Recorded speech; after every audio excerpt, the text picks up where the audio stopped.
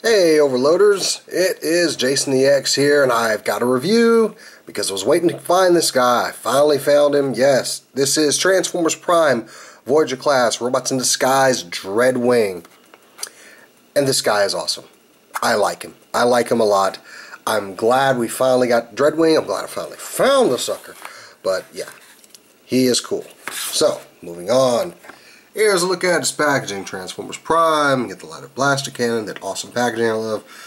There's his jet mode. Of course, Dreadwing is a Decepticon. You got some nice box art on the side.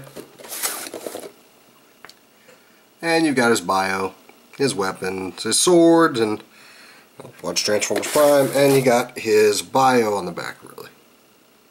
And that's where you pause. Boom. And there's his tech specs.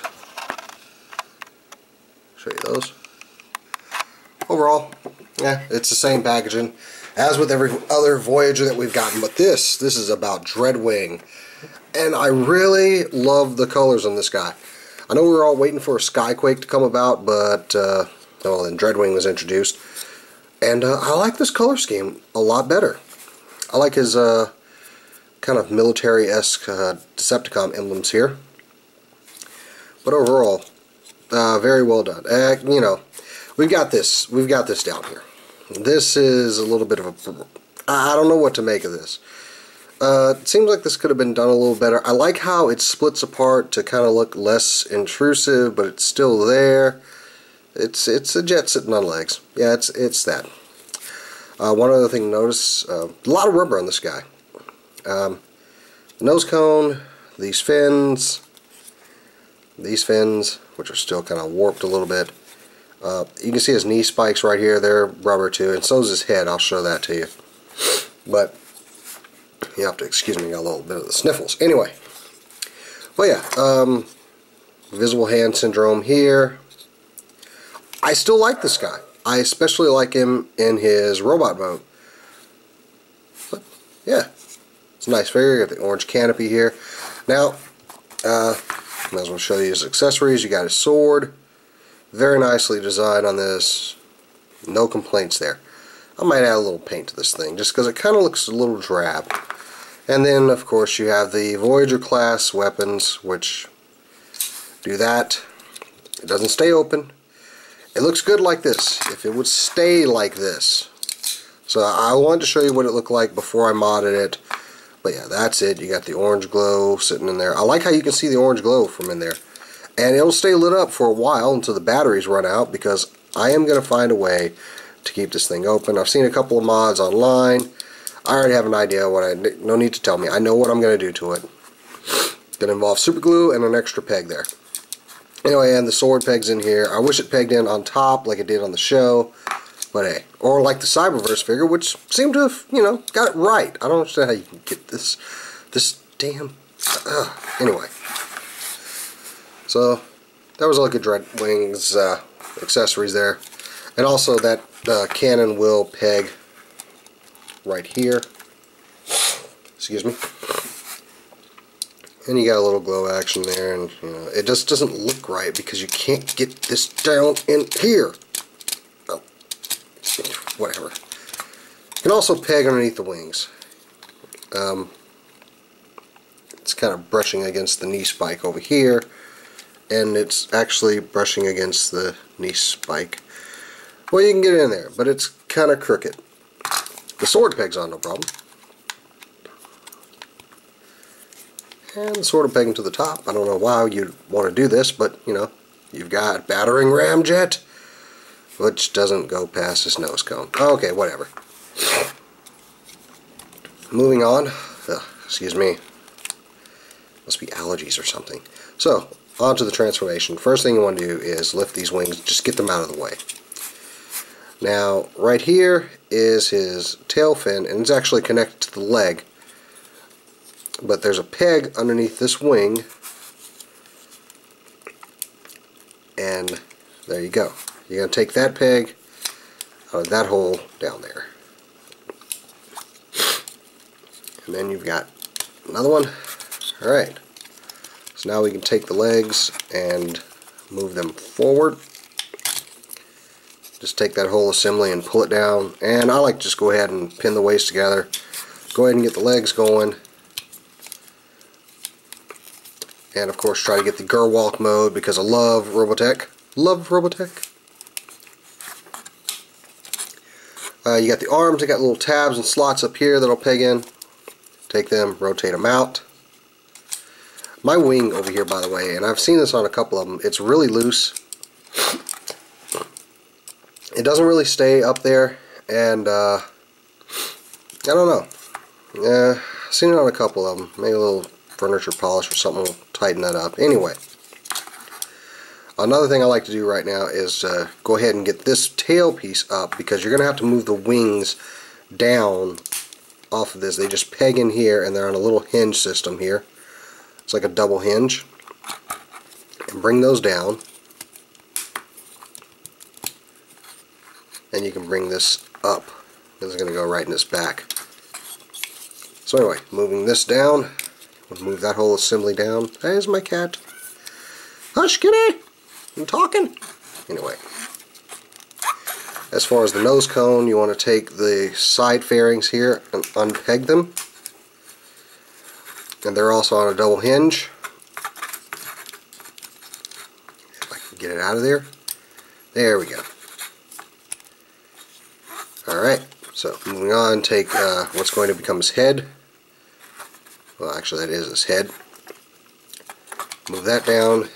You want to move the camera up. This guy gets a little tall. He's a big broken apart mess right now, but trust me, it gets cool. Go ahead and start positioning these arms.